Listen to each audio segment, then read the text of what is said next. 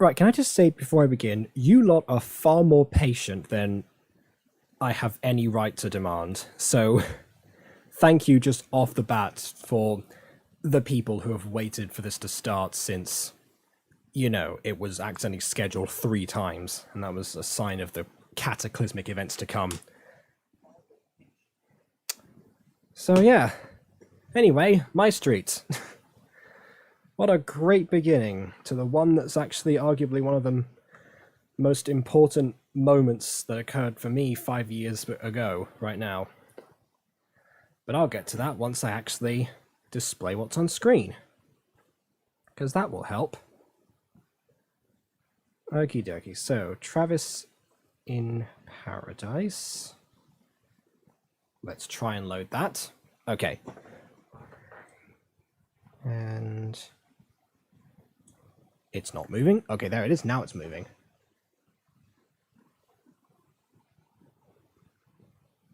And we center it like thus. Okay, perfect. Oh, and also my camera's back. I'm glad, because I didn't actually retweak the cam box or anything. It just kind of worked, I suppose. I love this one, of course, and you'll find it. Well, I'm glad, thank you. And I love this one too, but for a reason that's a little different to what most people might think. I mean, obviously, right off the bat, I'm going to rip into the massive leap of logic that symbolizes, the entire premise of this episode and Travis's inclusion in the rest of the story. On the other hand, this actually served 2 purposes in my mind. Well, not in my mind, in reality. And basically, this was the episode where, by the time that I got to it, I had basically caught up with everything that was released by Aphmau to do with MyStreet thus far. I think I still had to go back and watch Diaries. I would do that sometime later. But even so, it was at this moment when I remember specifically that I was fully in the Aphmau fanbase. So I can now officially say that I have been in the Aphmau fanbase for 5 years. Which sounds significant. I mean, that's a long time, really. That's almost a quarter of my entire lifespan, but for some reason it doesn't feel that way. It feels still like it's a very recent thing. It's almost like the novelty of Aphmau still hasn't quite worn off on me, even though I'm doing a full series looking back at stuff that's happened, literally 5 years ago. And I can't really say for certain why that is. Sometimes I do wonder if my favoritism towards MyStreet was the fact that it was such a new medium that was being pushed to its limits constantly, the same way that my infatuation with gacha goes, because that's even newer as an entire concept, and it's being pushed by plenty of users, not just one person that I'm following. Not to say that there weren't other Minecraft role players who were doing the same thing. I'm just saying that this is the one that I was personally presented with. So I don't know. Sometimes I wonder if it was if the story ended in any different way, would I still favor it as much? And I think the answer is yes, because again, this was when I was integrating himself into the fandom. Not necessarily to the extent of talking to other people about it, because it would be a full year, trust me, before I was even I even met another person who watched Aphmau. I felt like I was very alone. But it was the starting point. It was the starting point of me tuning in and checking my notifications almost every day to make sure that I wasn't going to miss the next update in what was now my favorite show. So that's the first purpose it served. The second purpose was serving as the inspiration for every bit of information that I had gathered up until that point, and concocting the theory of the truth about Travis. Now, people who have watched the truth about Travis know that it was uploaded in August of 2017, rather than this, which came out obviously June 26, 2016.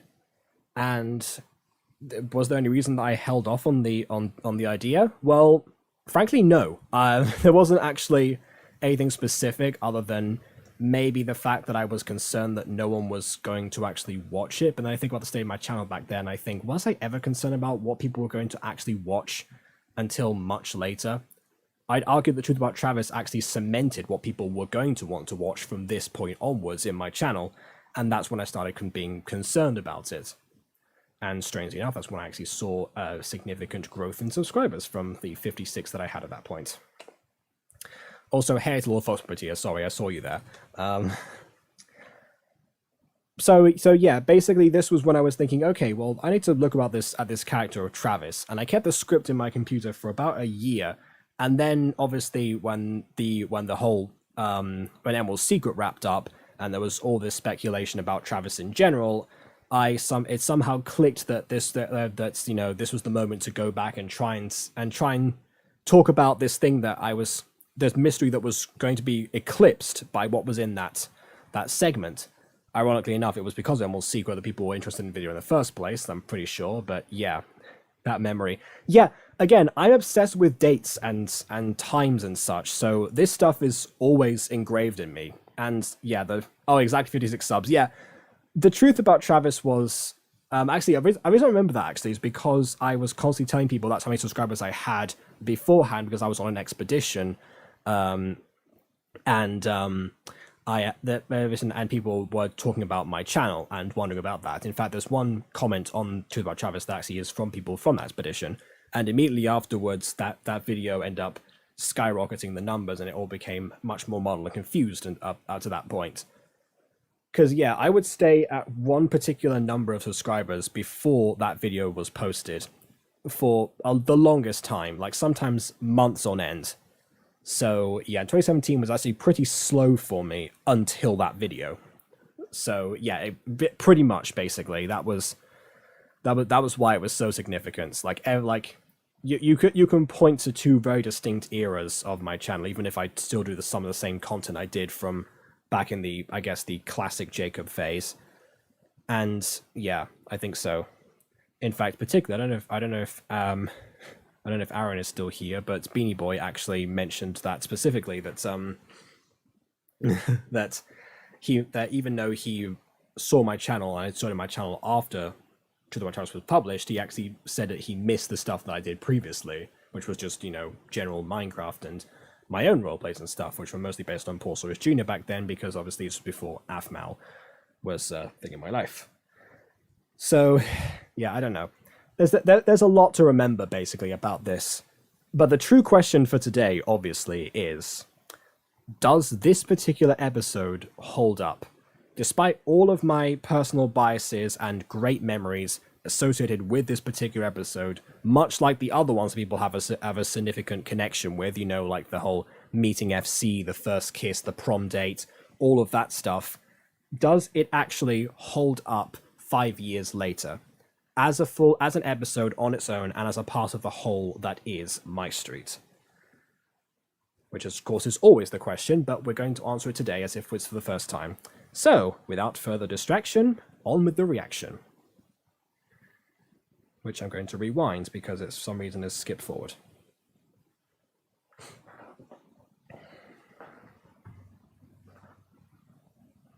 Buy the shirt. Only 6 hours left. I wonder if I can still get those.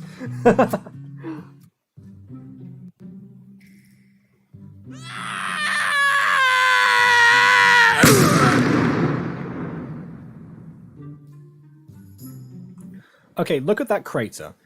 So, okay, here's where it comes into it. So what I said about this new special truth about Travis is obviously there's something to do with Travis being not human, basically, which, by the way, I totally called. And actually, I even talked about his connection to the Demon Warlock briefly. Like I said, remember his dad is in Minecraft Diaries.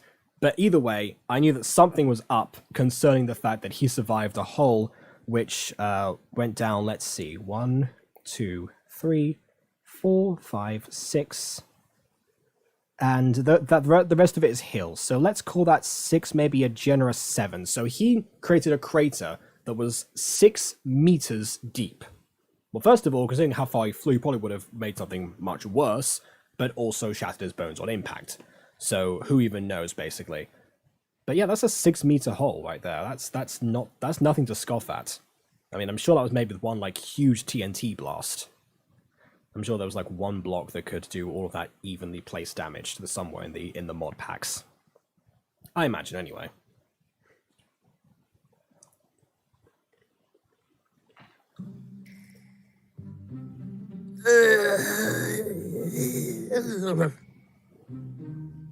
What happened? Wow. There's no way I survived that impact. I mean, if you're just going to go right and do my job for me, Travis, I'm going to leave. I'm sorry. I guess that makes this heaven. Good job, Travis. Well, this could be He worse. seems very nonchalant about the fact that he is now currently dead. There's no psychological trauma that's going on in his mind. Then again, I argued in my theory that he's having a lot of psychological trauma, just not addressed. I've had a pretty good life. Had some great friends. Dante, Garth, Aphmau, Caitlin. We had some wacky adventures too. Man, I'm gonna miss those guys. Can we just address the way that he said Caitlin? Like, right there, you can feel like the nuance of him actually developing feelings for Caitlin, like proper feelings that aren't just, oh yeah, nice butt and whatever. Like, at this point, from this point in the series, we kind of saw from Caitlin's perspective, like how she develops feelings for Travis, and you know, it's too soon today to realize that's what's going on. You know, thus the whole kiss in Acon 2016 and all that good stuff. But yeah, in this instance, because Travis is already outwardly attracted to Caitlin and multiple other women, the way that he says her name right there makes it seem like the way that he's obsessed over her specifically makes it seem like it's more than just, oh yeah, she's rejected me a bunch of times, therefore I consider that a challenge. Travis Valkrum has never failed to conquer the heart of a lady or a fly honey or whatever or something. It feels like there's something more. Who knows? That might have been the reason that he actually fell for her in the first place, but that's purely speculation. Even I can't make a theory out of that one, honestly. Leave my drink time before I forget.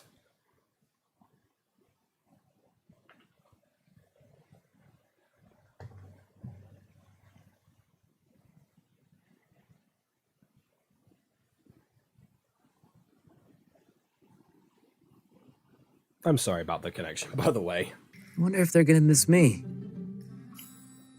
No regrets, Travis. You have nothing to be sorry for. I mean, you blew up the house. Except for Caitlin. Again, something more. He just blew up his friend's house that he lived in as well, and he's not concerned about their reaction. He's concerned about the fact he's not going to see Caitlin anymore. Again, top of his mind, actually. There's a lot to talk about there. Man, what's with all these trees? This is supposed to be heaven, not some nature reserve. Where are all the angels and pink clouds? I mean, there should at least be a pearly gate or something. Wow. It's nothing like I've ever imagined. Oh! I mean, if this was heaven, I wouldn't complain, personally. Oh, and also, the whole... might have been... I forgot to measure that actually, if it's less wide and more deep. Maybe it's actually... maybe the TNT ball was placed further down than I thought. Have a human chessboard? 1, 2, 1, 2, 3. I've been feeling so small. Watch the clock ticking off the wall. But tonight I'm letting it go. Can't believe there was a So word. to say, a lot of that stuff, like, weirdly enough, because, you know, 1.17 just came out, and we have, like, copper, which oxidizes over time. For some reason, like, these blocks here, and also the stuff you saw in, like, the previous shot, actually, remind me of oxidized copper from a distance. I want pink clouds in heaven. Yeah, it makes more sense than trees, because trees are supposed to, you know, grow and sustain life. And that raises a whole set of other questions if there are, you know, living things growing in the land of the dead.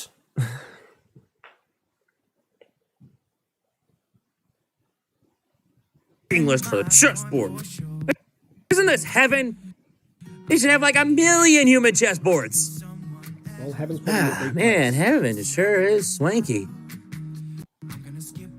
And I did not expect it to be so beachy. But hey, I'm not complaining. Who doesn't love a beach paradise? Hey, lifeguard. Whoa. Again, you'd think that because everyone's already supposed to be dead in this world, you wouldn't need a lifeguard to save you from the water that you would potentially, die in because you're dead. Are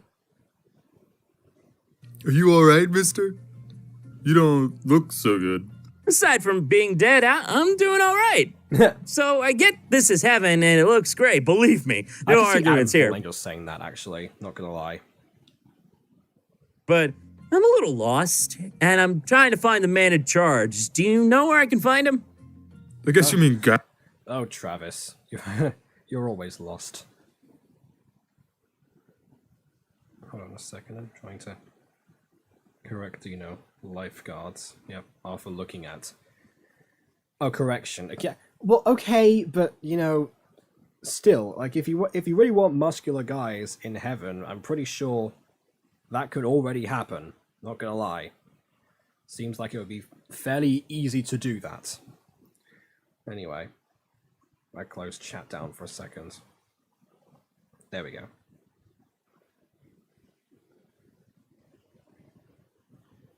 Guy? He's like my boss. Huh. Midday? Yeah, he's probably just down at the dock right now.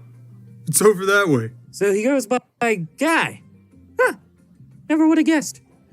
Thanks, lifeguard dude. Hey, I would've never you guessed must have either. died saving someone's life. Bet it's a All those great people that said God is a woman have suddenly been proven wrong. Whoops. At least in Travis's mind. story. You'll have to tell me about it later. I God's just probably died many because things. my friend's feathers exploded. You sure you're alright, bro? God's probably non-binary, let's face it. Yeah, never better. This is heaven after all. Gnarly. I'm gonna get back to work then. Guarding the beach. You're a funny one. Working in heaven. Now where am I going? I mean, there's a lifeguard. He clearly has a job there. I mean, even if his job is just be looked at, it's still a job. You still gotta go. You still go to work in heaven, I suppose.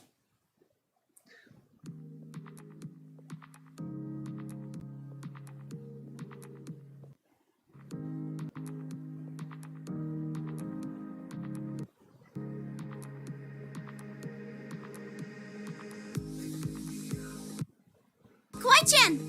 Have you seen Aaron? We were supposed to meet for lunch. I'm starving. Kawaii-chan has not seen your senpai, Aphmau-senpai. Kawaii-chan would... Your senpai, Aphmau senpai. The implication being that Aphmau senpai is used because, not, for a different purpose of using the word senpai. It's just, it's a bit confusing, I think. Kawaii-chan, we love you, but sometimes you do just baffle the senses, I'll be honest.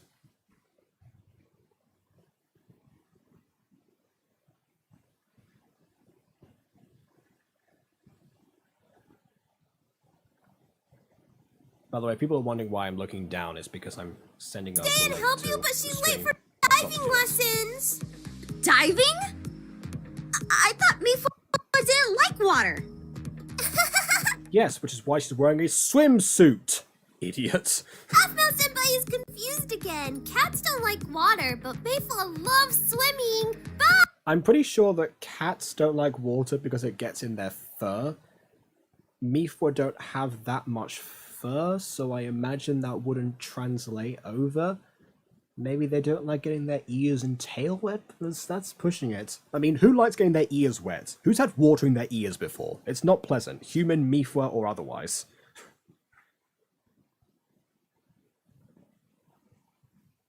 Bye! Huh. Go figure.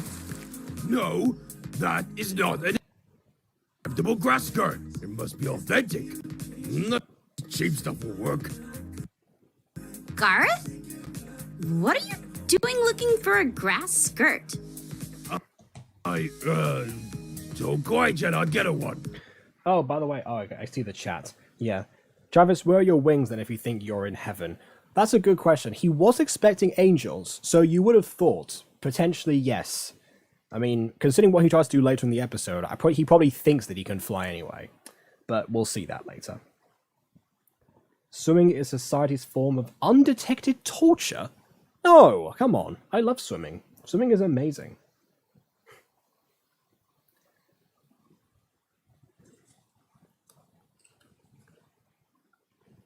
Yeah, honestly, I used to be quite the swimmer. My brother as well. I used to really enjoy that. There's not really meant to go swimming like over here, like in this particular area. But yeah, it's still pretty fun to do. Honestly. Maybe enters an application only job. Yeah, like lifeguard.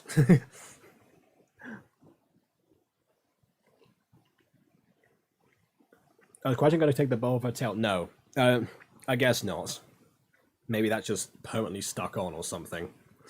She tied it super tight so it won't fall out in the water. Unlike Zane's bathing suit later on.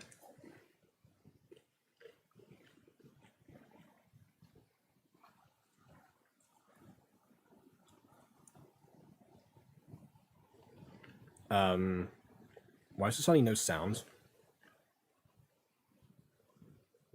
That was weird. There's suddenly no sound. I don't get it. I haven't changed anything in the settings.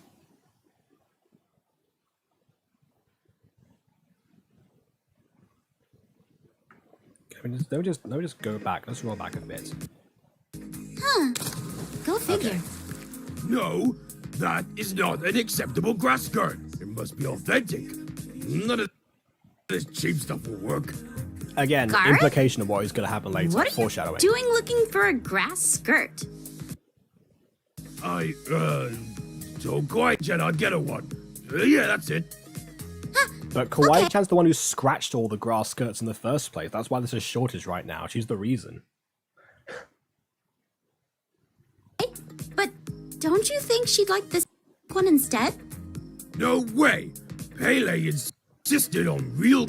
I thought that was a wig. What? I didn't realize that you had like skirts draped over somewhere. I mean, honestly, if I was to buy a skirt, I'd be like, what do I want them? I want them draped over a stick. Yes. Anyway.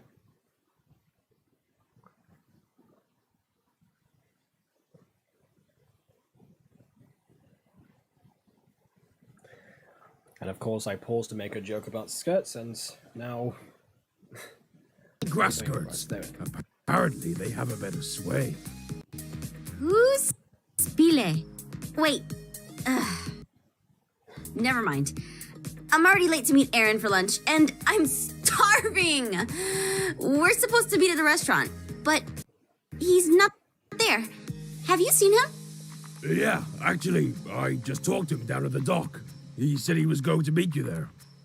Oh, shoot! Oh, that's right. I completely forgot we changed our meeting spot. Thanks, Gareth. How else do you show them off? Well, that's a good question. Having personally never gone shopping for one of them in a place, in a clothes store, I'm not sure. Although I imagine it's probably not very effective to have one model. But then I guess you only need one on display, and then the other ones can be hung up somewhere. I don't know. Although my obvious answer, of course, to that question would be mannequins. But then again, maybe the shop A is on a budget, considering where the money went to everywhere else in the giant building in the place. I don't know.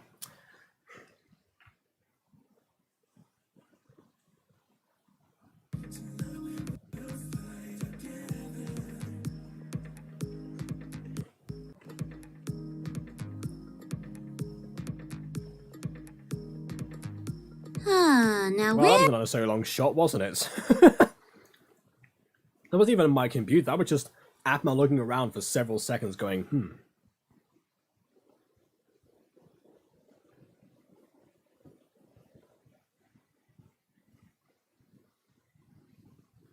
Cut to first person. What was any of that?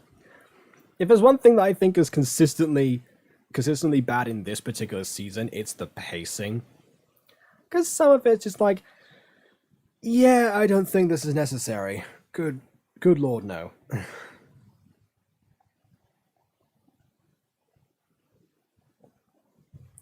I wish Andy would come back as voice acting Gareth instead of that derp Gareth. Andy is also derp Gareth. He does both of them.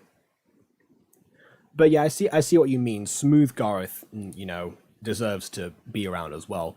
Because that's the reason that he got the part in the first place. So it feels like that's something that you would want to hold on to. But, I guess having been exposed to Mrs. Dysart myself, I feel like, that's the derpifying of otherwise dignified characters is nothing new to me. Because, yeah, fun fact about that, Mrs. Dysart was not supposed to be the hyperactive character that she was. That was just Natasha's performance, taking all the normal dialogue that she has and over-enunciating it.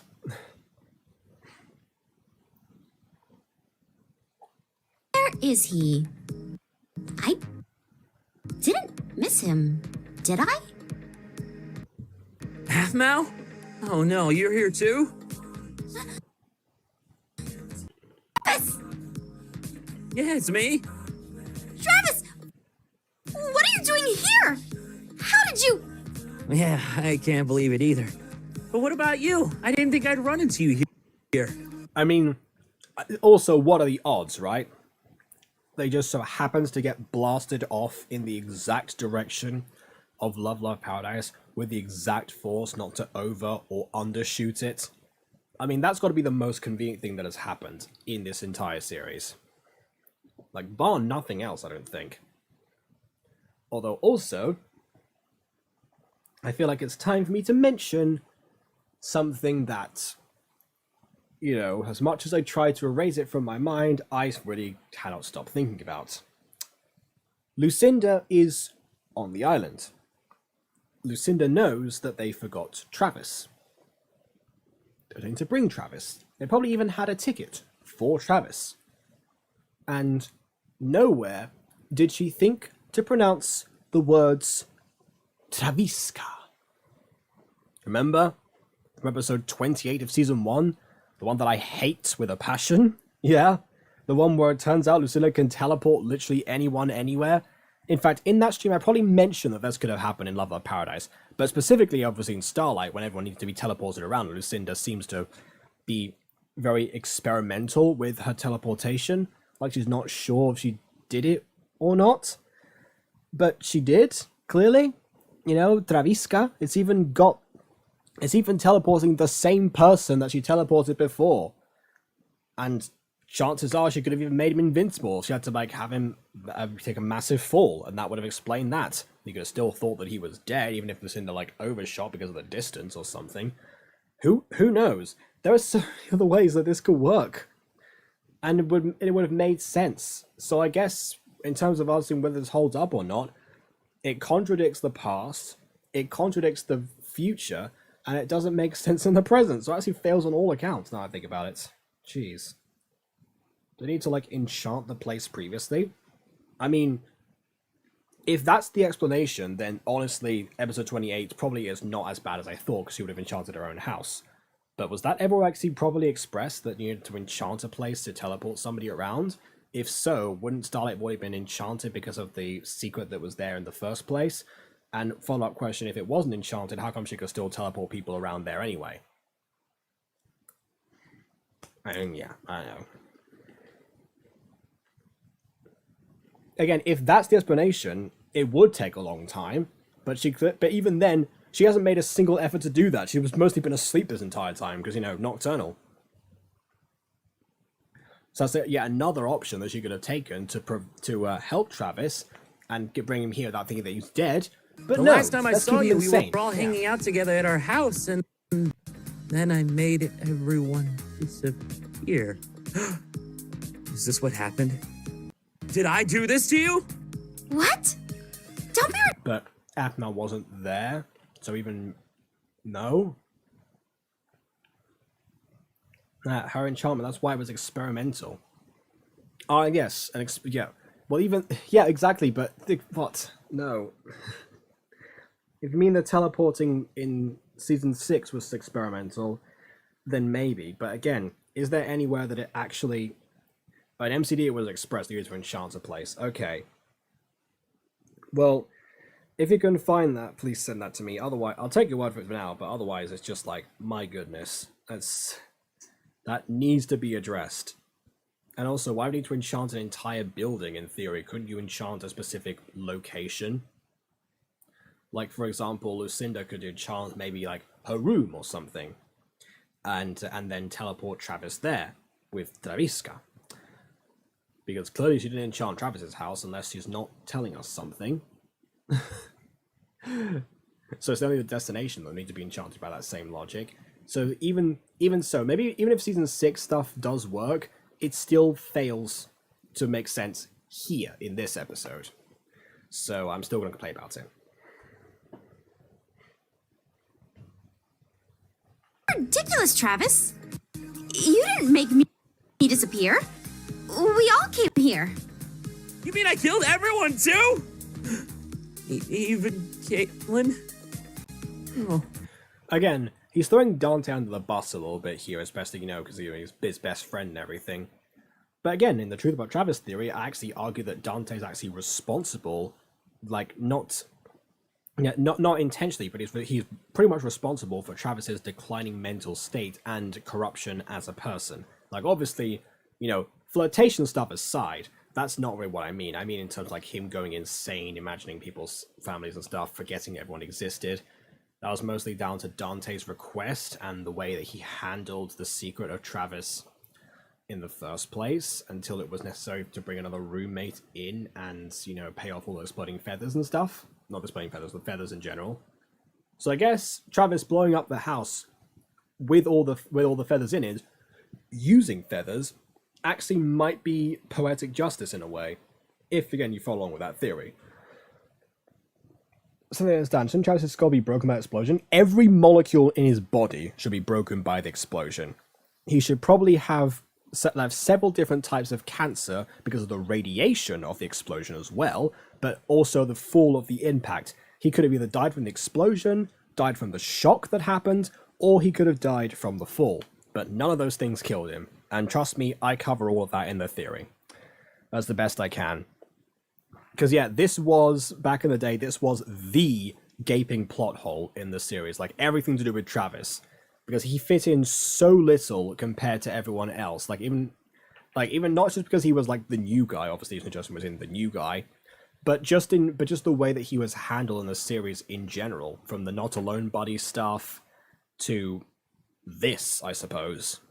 And that's why I chose to do my first theory on him, because it was like, yeah, there needs to be answers here. Let's just try and make some sort of headcanon sense, because we're probably not going to get an actual answer.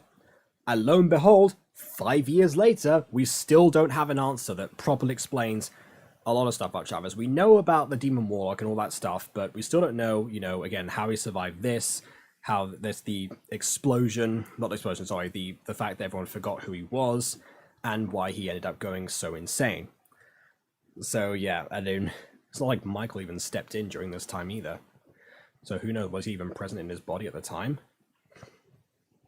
Again, no other questions. I guess it's a miracle. Well, yeah, that might be the only godly act so far in this universe, but considering that Irene is... Actually, no, Irene might actually be protecting him, now I think about it. Because Irene favors the reincarnations of her friends significantly, reviving Aaron, giving up her life for Aphmau, all of that good stuff. So yeah, it's actually quite possible that she would try and keep him alive, and we just didn't realize that's what was happening. Because, comedy and stuff, it wouldn't make sense to address that in a dramatic flashback, maybe. Who knows? That's the other explanation that I obviously could not have predicted at the time. Maybe if I do a revisiting of the Truth About Travis theory, actually, like a final revisit of it, then I might be able to draw a conclusion. But yeah, I don't know. Mostly that theory actually stands pretty much on its own. Weirdly enough, like a lot of my other theories have emerged of other topics that weren't as universal at the time, and they just kind of died and that died, and they were either disproven or they didn't get as much discussion or anything. Truth About Travis was really the first and the best and most well received. So yeah, in that way, I guess, yeah. There's still much to talk about Travis, and maybe that's the reason that theory was gained the traction it did, because it really does warrant many further questions, even to this day, 5 years later. The only time Travis Grant got really hurt injured was in season 6 in that hospital gown. Exactly, and that was only after a fight that he wasn't even properly a part of. It was just his body, while fighting a celestial being with 3 relics. That's what it took to finally damage Travis properly, even without Lucinda's invincibility spell, which, by the way, she could have done on Aphmau, but yeah.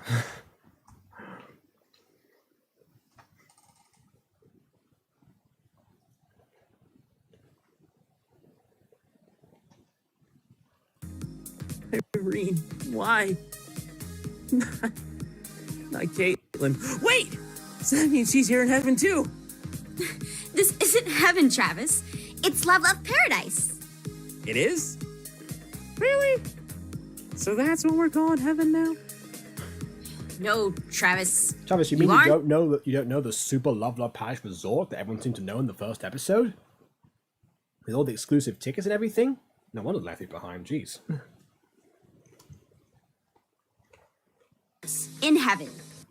No, wait, Maya, when I say reincarnation, I don't mean like Enki, but you are kind of correct. No, but when I say reincarnation, I am referring to what I like to call corporeal fragments, which is to say fragments of people's souls from, that was souls from the Minecraft Diaries days, reincarnated in corporeal form, thus corporeal fragments. So all the characters in MyStreet basically are corporeal fragments of other dimensions characters, or Diaries characters in most cases, obviously, because, who cares about Reese and Marsh and everything anymore? Although Reese, Marsh, and McLeod actually might be from their respective worlds and actually the same people, because Reese is canonically being stated to be from a different dimension. So who knows? I don't know. Oh, denial is a dangerous thing, Aphmau. You should really learn to accept it and move on. It can't be a good thing to hang on to things like this. It isn't healthy. Look at me. Yeah, look at you. You definitely don't cling on to anything, Travis. Not at all. Like Caden's butt. Anyway. I blew up our house and I'm fine with it. You blew up your house? Yeah, but it's not really my fault. I blame Garth. Okay, this actually raises, again, another question. Why does Aphmau not mention this at all to anyone else? Like, you would think that at least they would come even before the other houses blow up. Maybe sometime, like, on the plane back, she might mention to... You might get a conversation between, like, Garth going, like, wow, this was a really great vacation. I can't wait to get back home. And then Aphmau's like, Garth, about your home... Travis told me something. The Travis will try and shush it from the other from one of the seats before, but she kind of has to say it because she's Aphmau and she's nice like that. And then people like to kind of, find out that the house was blown up. But no, I guess Travis gets off scot-free because everyone's house blows up. So yeah, very, very nice. I mean, Enki protecting him because he has the fun-looking symbol inside of him. You mean the relic? Well, even if he did, even if this Travis, and not the Diaries Travis, which are different people, had the relic, would Enki be able to provide much protection? Irene is the matron and protector, so surely it would fall to her to do that kind of stuff.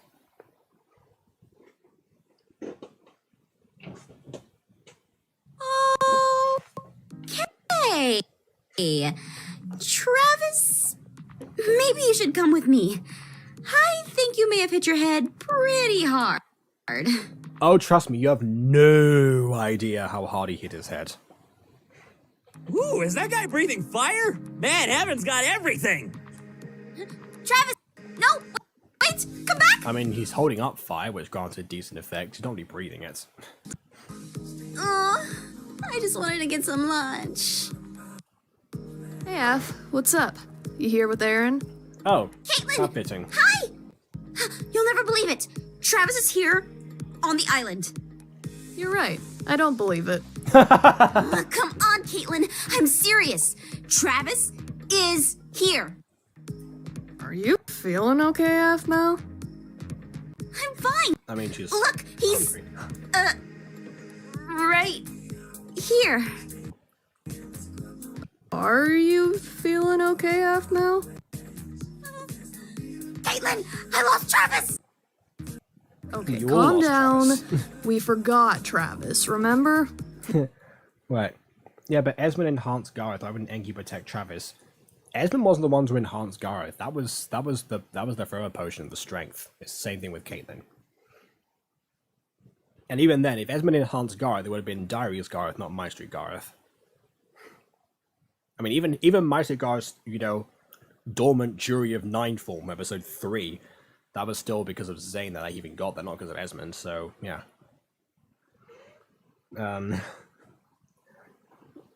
Okay, so MD Penguin says, no, Gareth would send something like this. Oh boy, I can't wait to go back home and see if my exploding feathers are okay. I want to see all my feathers. Every single one of them. I want to count them, and I want to put them on and do a little dance. I don't know.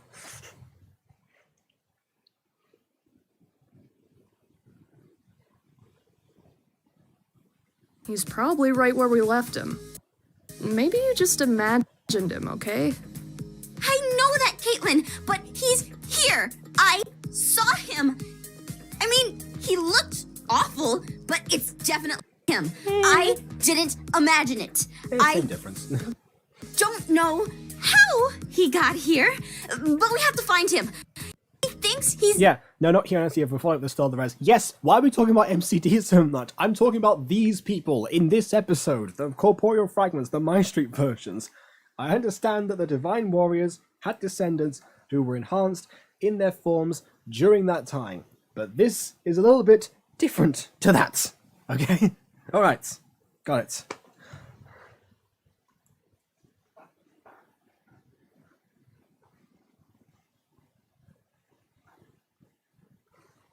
Well, that tangent cost me the loading time.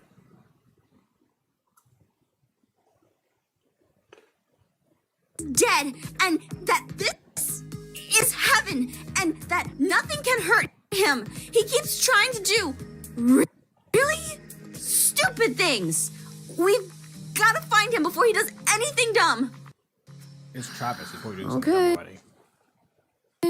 Okay, I believe you, Aphmau. Let's find Travis. You look around here, I'll start by the hotel.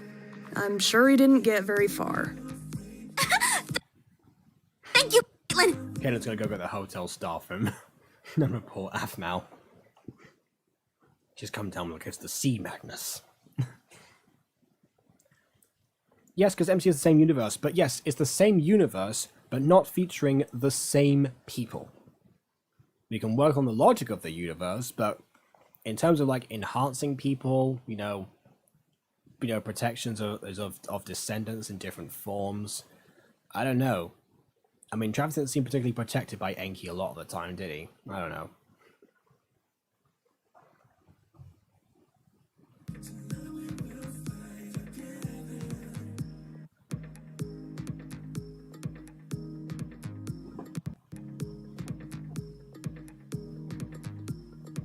Aphmau, where have you been? Aaron! Oh my gosh! Oh, this day's getting so crazy. Travis is here on the island, and he thinks he's dead, and that he can do anything now. Whoa. And it's even worse. I haven't had lunch yet. Oh my word. The tone was so different back then. It's just like, this man is suffering and he might be a danger to himself and others, but also lunch. Like, my goodness. Is it just me that seem out of character even for Aphmau? I don't know.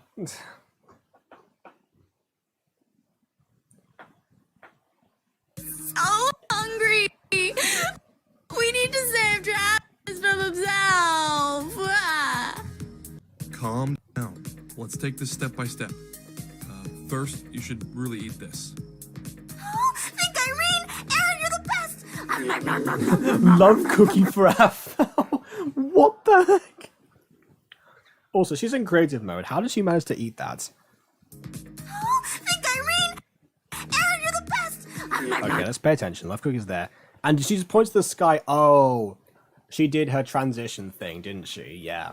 She did the thing she did in, like, particularly in episode 4 and all the other jump cuts that she did, where she pretends that, oh, we're looking at the sky and now everything's going to change and we're just going to not, we're going to sync up the voice lines or something. It's a good effect, and it actually works a little bit better here than, some of the other incarnations where it, it failed miserably. So I guess at least it works now. How is that also bad, Afmal? You hadn't had lunch, but Travis could die.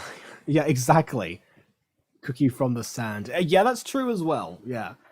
I mean, we do still have, like, minor Minecraft logic here, where you just pick up items from the floor and, eat them. Maybe Afmal's just so hungry she just doesn't even care. Just like, grains of sand. Cookie monster don't care. Cookie monster like cookies from sand as well as from table.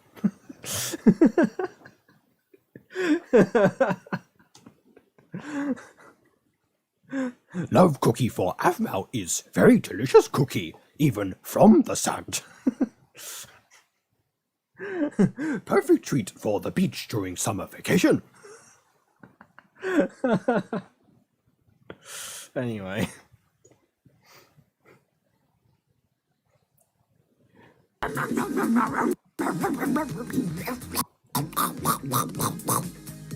Now, I'm sure Cookie Monster choking on his own cookie because he chews too fast.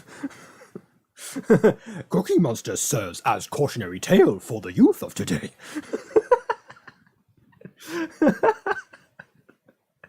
Oh god, can you imagine?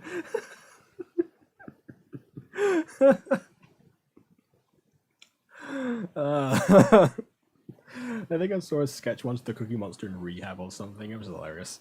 And then another one where he was like the CEO of a company and he was like trying to not promote the obesity epidemic or something.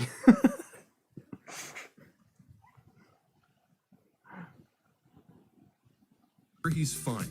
How much trouble could he get in here? This place is like a paradise. They take care of everything here. You sound like Garth. Yeah, I get that actually. Yeah, I can see what you mean. Yeah, Garth has like a couple of distinct derpy voices. Like he has the one like this, which is going on like this is what he's doing now, basically. A little bit pompous, but still somewhat relatively normal. And then the other stuff he does later on becomes really cartoonish, that kind of thing. I don't know. Garth just flanderized himself with his own voice. That's his flanderization quirk. If you haven't heard of that, it's basically where where a character has one specific trait that is just a little minor aspect of them at first, but as a show goes on, it becomes like the one defining feature of them. So, like, for example, if, say, there's a character that makes a certain pun all the time, like, neutral, for example, and there was a certain one out of 2 writers who wants to try and use that as many times as possible without understanding the joke and the fact that it's just complementary to his character, not what defines him. That would be a flanderization quirk. Anyway, do Prince Charming. How does that one go again? It's like, oh yes, hello, Lady Afmal. I am at your service as a humble guard. Or I don't know, like, you should be careful where you go. You can't be falling down like that. I can't remember exactly what you said. Something, something, something, something, baseball team. I like you, Afmal. Smooch. Anyway.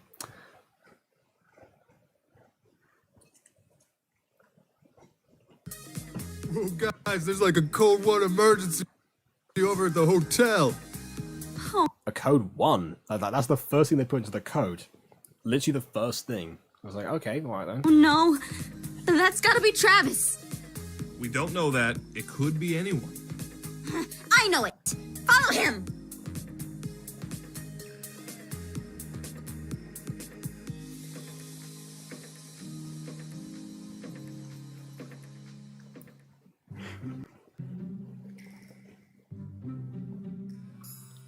I hate that, but love that of his voice. Oh, right. You mean like the whole kiss thing? Yeah. At the time, I was like, "Yeah, this has potential," but then afterwards, I thought, "Ugh, no."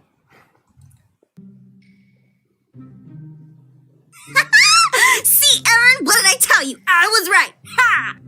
You could brag later. This is not something to be excited about.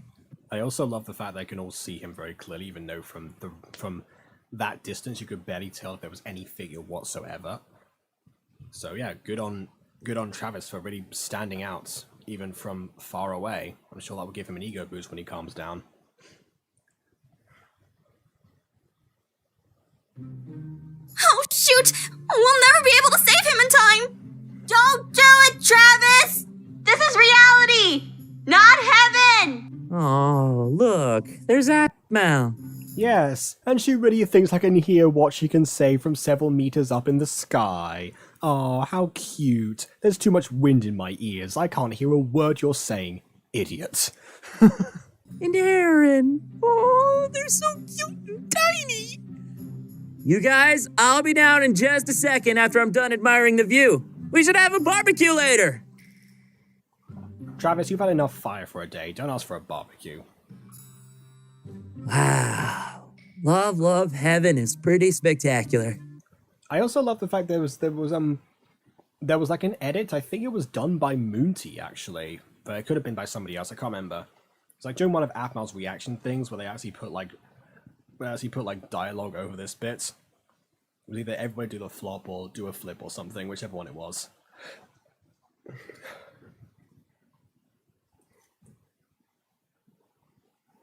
Like it wasn't ridiculous enough already, obviously. Didn't imagine life after death would be so full of my friends. I mean, that's fair. That is what you want. And apparently some people that have actually like died and come back to life, they actually do say that you get surrounded by your friends or something. They don't specify if those friends are indeed, alive, but at the time of said death, but that's neither here nor there, Well, it could be mistaken for a suicide, so obviously someone gonna jump over a building would be a code 1. That depends on what code 1 actually is. I'm saying it's code 1 because it's like the first thing they prepare for. Because I imagine the code was written in terms of like, levels of priority or something. So like the first thing they thought somebody might be able to do is this particular situation. Like it wasn't code 6 or code 28 or anything. It was just flat out code 1. That's what I meant.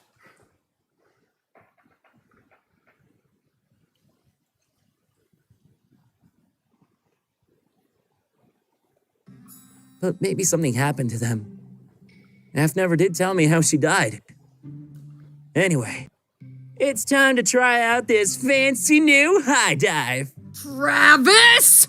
Hey, gorgeous! You're a sight for sore eyes. What Yes, my eyes are pretty sore because they fell from a distance. are you doing? What do you mean? I've been checking out this gorgeous view, and now I'm gonna jump down and say hi to Athmau and Aaron. Oh, I thought he was going to say something like, I'm checking out this gorgeous view, but now I'm going to turn this way and admire the even more gorgeous view, or something to that effect. I think this episode, apart from like all its problems, it did kind of like further my sentimentality for traveling as a ship. Like I thought to myself, yeah, these two have had their problems, but they actually do genuinely seem to care about each other. Maybe there's some potential to actually do, both get over themselves, and work towards that. So, I mean, to be perfectly honest, they're actually much more of a rom-com style couple than Athmau and Aaron. And technically speaking, I guess you could classify MyStreet as a rom-com in certain instances, especially during this era of the show. So yeah, maybe that's what gravitated towards them. I know this episode played a part in that as well, so maybe there's 3 things that are important about this episode. Still doesn't seem to be holding up so far, but that's neither here nor there. They don't really have fences on the roofs. Yeah, that's true. They allow access on the roofs in the first place, so really they're kind of asking for it. Jeez. Oh, I didn't mean to skip forward. Heaven is the best. He really is delusional. Travis, you're not in heaven. You're in love paradise with all of us. This is a beach resort on an island. Dante and Aaron won tickets to this place and took us all here. We didn't die, we just took a boat. I don't know how you got here, and I don't care. Didn't you take a plane? I forget. Pretty sure there was a plane involved. I'm just glad to see you. Caitlin, you really mean it? Of course I do. Caitlin, you don't know how long Again, Caitlin just performed attempted murder. I mean, she doesn't know that Travis survived another fall just before this, but even then, surely if he wasn't bleeding internally already, at least, that would have done it. Like, again, that fall could have killed anyone else, and she really just gonna play that off as like, oh yeah, no, that's for scaring me, or some dumb thing like that. She's like, no, Caitlin, you performed attempted murder. Again, Caitlin in this series has her ups and downs. Like, on one hand, she kind of like starts to evolve as a character, but on the other she starts to devolve. And I think we've seen both of those really thus far. It's another thing that annoys me about this particular season of MyStreet, not gonna lie.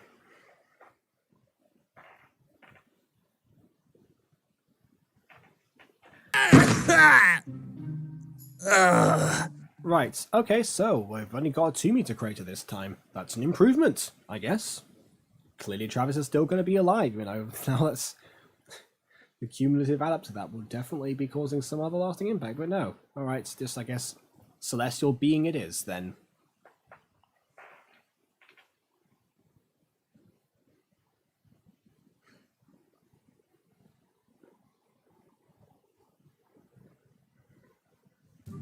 That's what you get for making me worry. What? Death? He gets death for worrying you? Well, I'm sorry, Caitlin. Jeez. You know, as a general rule, I don't tend to like tsunderes, honestly. Especially violent tsunderes. So again, it speaks volumes that Caitlin's actually somewhat endearing for the rest of the show, but yeah. Here it's just like, yeah, no, the trope has overpowered you, Caitlin. I'm sorry, but I cannot support you particularly this episode. I can support the ship because Travis carries that mostly. But yeah, not yet. You got a ways to go. It's just no. Is it just assume the average height of humans is 2 meters? Well, I mean, technically speaking, in Minecraft, the entire height of humans is 2 meters. So actually, that's kind of accurate. Obviously, MyStreet has varied a lot, but yeah. I mean, if you consider 6 feet to be almost 2 meters, that's somewhat similar. Maybe MyStreet has had a little bit more in terms of growth spurt of humanity or something. Maybe they all just eat healthier and do more yoga. I don't know. There's a Caitlin I know. That's not a good sign, but okay. Jeez, Caitlin. What? I said I was sorry. You Yeah, I'm punched sure that him he's up gonna. a roof. I'm sure that's gonna hold up in court, Caitlin. You said you're sorry. All right then. And look, he's fine. Probably. Well, the doctor said he'll be fine, so I don't know what the big deal is. I mean, good thing you took him to a doctor who checked for internal bleeding, so that's nice at least. You're right. And I'm glad he's okay. But promise me you'll try to take it easy on him. That's really up to him. Just No, it's not. It's up to you being a common, decent human being. try. Well, we're gonna go get something to eat. Did you want to come with? Nah, I think I'll Still stay hasn't had lunch. Oh my word. Her character motivation of this episode has always been lunch. here. You know, keep an eye on him. Suit your It's true to form for Aphna, actually. She has one particular thing in mind, something perfectly normal, and then craziness happens around her. That's basically season 1 in a nutshell right there. So yeah, I suppose that's kind of back to formula. And I do like that formula. It is, especially for the comedic portions of the show, it really works to have Aphmau be thrown into these situations and sometimes being a bit more reactionary, but also keep on to her own personal quirks, which never got flanderized. I think. Did they get flanderized? Maybe the whole short potato thing, but that's just more of like a fan base joke. Yeah, no, I don't think so. Yeah, I like this.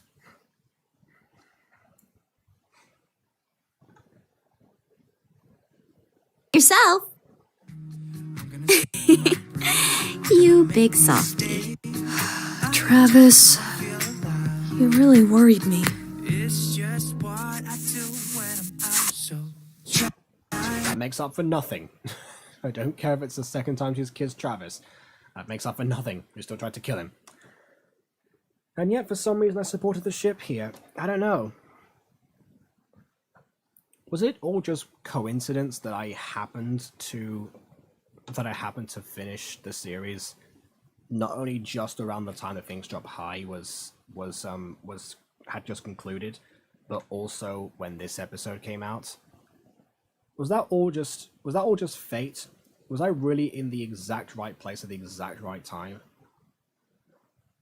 And obviously in the exact right state of mind to not only forgive the flaws of this, but also to have binged the show at this point and be so wrapped up in the drama that I just didn't care that this episode actually doesn't really do as good a job as I remember it. Because yeah, I kind of yep, fate destiny. I mean, fair enough if it was, because again, it was a pretty good destiny. Now I think about it, I did carry on developing the Truth About Travis theory after this. Like, as soon as I realized that Gene was actually going to be in Minecraft Diary, not Minecraft Diaries, in Love of Paradise, that it kind of helped stimulate that kind of thing, and also see the contrast of Gene and other stuff like that.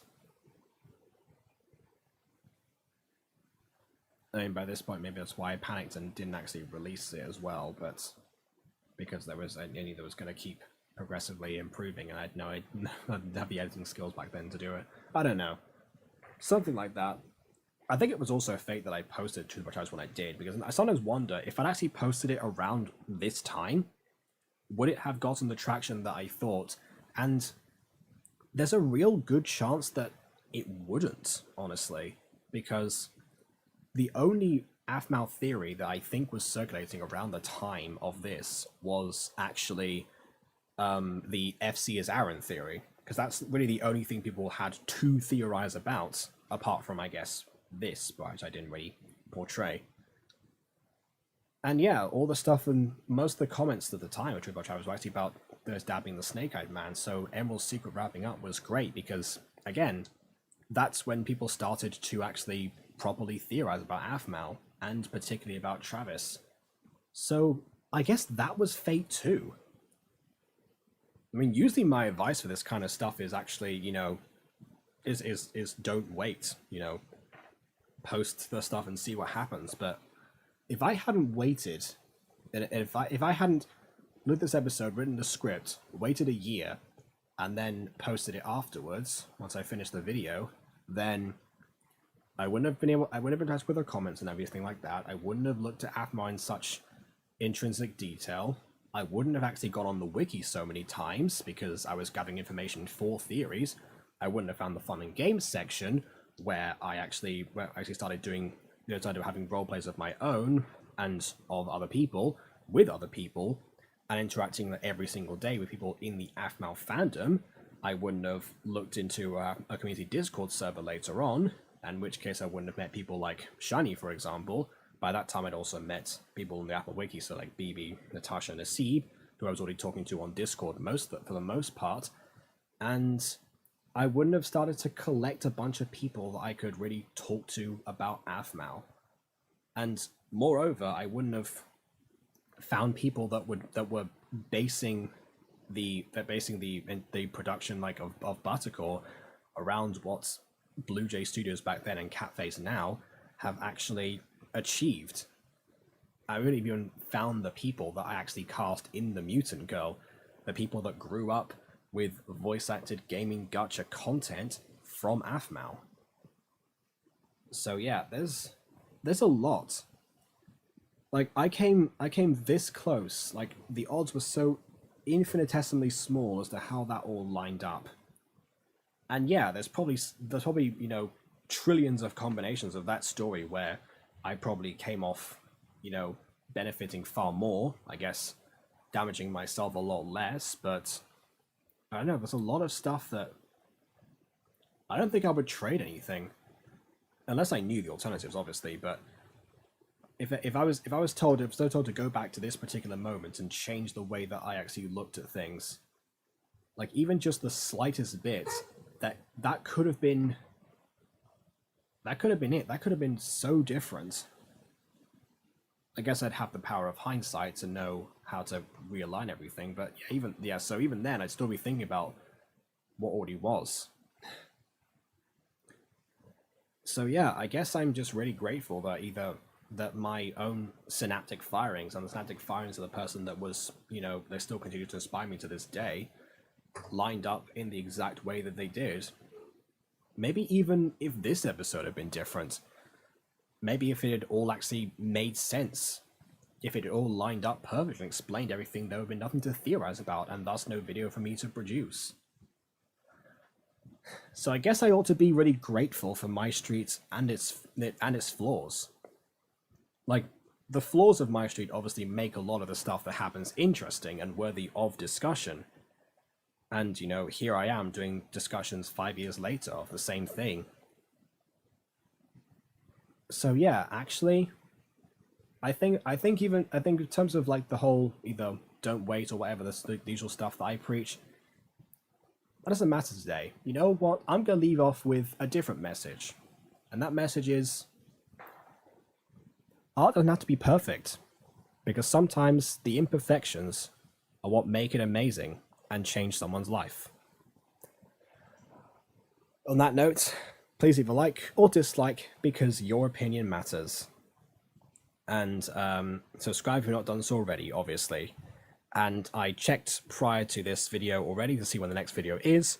Once again, we're back to 3-day schedules, so I will see you all on June 29th. The last AFML video of September Pride Month. I wonder if that's going to match up. Probably not. I don't think so. Anyway, I've got a review to do, so I got to head off. I've already prolonged this enough with all the technical mumbo jumbo that happened at the beginning. So thank you all for your patience, and thank you all for enjoying AFML with me. I'm so glad that I found you all. So yeah, I'll see you all on June 29th. Same time, same place, 5 years later. And on that note, until next time, farewell.